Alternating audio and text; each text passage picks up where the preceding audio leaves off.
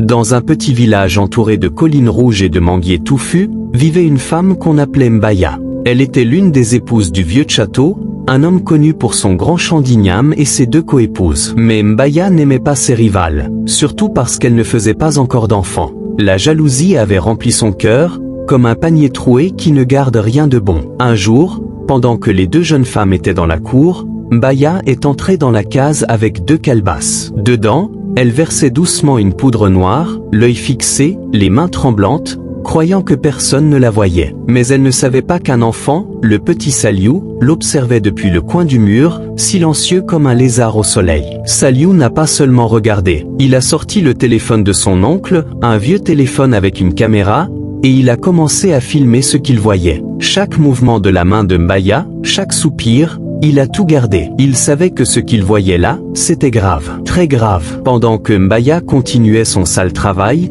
croyant être seul, Saliou a couru doucement jusqu'à sa chambre avec le téléphone en main. Il voulait montrer ce qu'il avait filmé. Derrière lui, Mbaya avait fini. Elle a rangé la poudre dans son pagne, a replacé sa robe, lissé ses cheveux, puis elle a souri. Ce sourire. Ce genre de sourire qui ne monte jamais jusqu'aux yeux. Elle est sortie, a levé la voix, douce comme une caresse, et a crié. « Mes filles, venez manger, c'est prêt. » Les 2 jeunes femmes, qu'on appelait Awa et Fanta, ont répondu depuis le fond de la cour. « On arrive, Tata Mbaya. » Elles sont entrées, saluant avec respect, et se sont assises. Mbaya les a accueillies avec un grand sourire, comme si de rien n'était. Mais Awa, la plus jeune, regardait la vieille femme avec des yeux pleins de doute. Elle sentait quelque chose de mauvais dans l'air. Fanta, l'aînée, prit la calebasse pour boire. Mais Awa lui arracha le bol avec force. « Ne bois pas ça, cria-t-elle. Fanta ne comprenait rien. « Mais qu'est-ce qui te prend ? C'est juste du jus de tamarin. Laisse-moi boire. » Même Mbaya, jouant la surprise, s'est interposée. « Awa, pourquoi tu fais tout ce bruit ? Tu veux empêcher ta sœur de se nourrir ? Tu exagères. » Mais Awa ne lâchait rien. Les yeux humides, la voix tremblante, elle cria encore. « Grande sœur, je t'en supplie. Ne touche pas à cette boisson. J'ai vu des choses. Je sais ce que je dis. Pose ce verre-là, je te dis. » Et pendant ce moment tendu, pendant que les regards allaient dans tous les sens, un cri retentit depuis l'autre pièce. C'était la voix de la vraie mère des filles, qu'on appelait Yafa. Elle avait entendu le bruit. Yafa a couru, le cœur battant fort, croyant qu'il y avait bagarre. Elle entra, et Awa se tourna vers elle, les larmes plein les yeux, prête à raconter tout ce qu'elle savait. À ce moment précis, Saliou, le petit garçon au regard vif, n'a plus supporté le silence.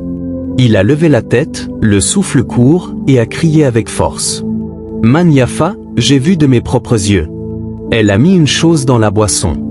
J'ai tout gardé dans ce téléphone. » Il s'avance en courant vers sa mère, les yeux brillants de colère, pointant du doigt la marâtre. C'est dans son pagne qu'elle a caché le produit. J'ai vu, je te jure, j'ai vu, Man Yafa. Mais sa mère, confuse, recule d'un pas. Elle regarde son enfant avec hésitation. « Mon fils, tais-toi. Ce que tu dis là, ça ne peut pas être vrai. Calme-toi. » Personne ne le croit. Le silence devient lourd. Mais Saliou n'abandonne pas. Sa voix tremble, mais il parle avec le courage d'un adulte. « Je vous dis la vérité. Elle a voulu nous empoisonner.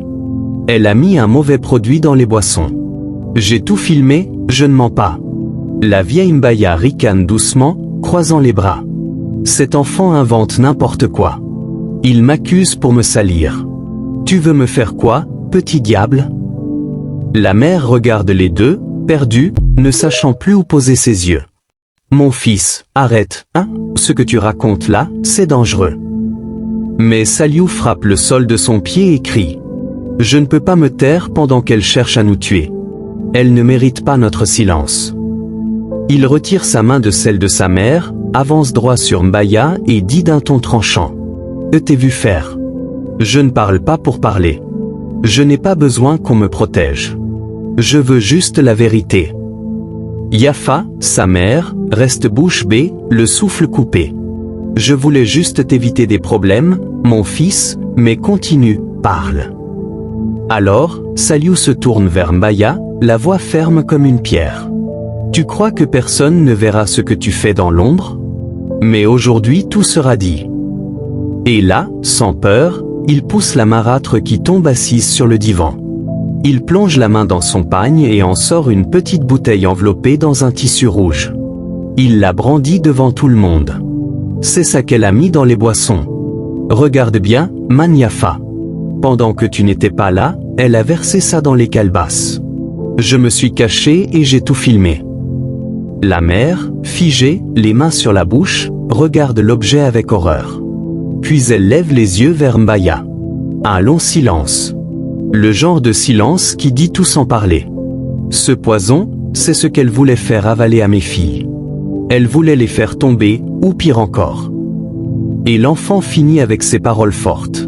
Que personne ne laisse la jalousie détruire sa maison. Que les mères ouvrent les yeux, car parfois, c'est dans la même case que dort ton malheur. Cloche, main pointant vers la droite pour m'y foncer si cette histoire t'a touché, n'attends pas. Abonne-toi à cette chaîne pour ne rater aucune autre vérité. Active la cloche, laisse un commentaire pour dire qui avait raison. Et aime la vidéo si tu veux que la vérité continue d'être dite. Flèche droite noire va voir les autres histoires de la chaîne. Elles sont encore plus puissantes, plus vraies, et pleines de leçons de vie. Alors, vous voyez comment le monde est méchant? Regardez par vous-même. Cette petite fille, regardez, si elle n'est pas arrivée à ce moment-là qu'elle est en train de faire ça, vous voyez comment ces deux jeunes filles vont mourir, va décéder complètement. Attention, toi qui regardes cette vidéo, je t'invite à t'abonner et de partager la vidéo maximum. S'il te plaît, regardez par vous-même. Les pères qui partent pour épouser deux femmes dans leur foyer et vous ramenez ça ensemble, voilà les conséquences qui arrivent. Toi qui veux toujours épouser deux femmes, je vais épouser trois femmes, je vais épouser quatre femmes, et voilà les conséquences. C'est votre vidéo. La femme que je vais épouser, elle doit être belle, elle doit être sexy, son corps sera joli, propre. Et vous ne savez pas, il faut toujours vérifier des gens qui sont autour de vous, sinon tu vas finir par épouser une femme diable dans ta maison. Voilà ce qui s'est passé dans cette vidéo. Je t'invite à t'abonner et de partager la vidéo maximum. C'est la jalousie qui a mené tout ça. Si elle avait un bon cœur, elle n'aurait pas dû faire tout cela, vous voyez. Elle sera attendre jusqu'à le moment de Dieu. Mais lui, elle préfère tuer ses deux enfants pour pouvoir hériter de tout ce. Parce qu'elle avait peur, si je n'ai pas fait des enfants, ma famille, tout ce que je vais faire dans cette maison, c'est vanité des vanités. Oh, c'est pas ça. La vie, c'est pas comme ça. Attention à ceux qui sont autour de vous. Et voilà. Si la petite fille, elle n'est pas arrivée à ce moment, vous voyez comment ces deux enfants, cette famille sera détruite complètement. Attention. Il faut faire très attention. Abonnez-vous pour cette chaîne et activez la cloche de cette notification pour recevoir des nouvelles vidéos sur cette chaîne. Bonne journée à vous.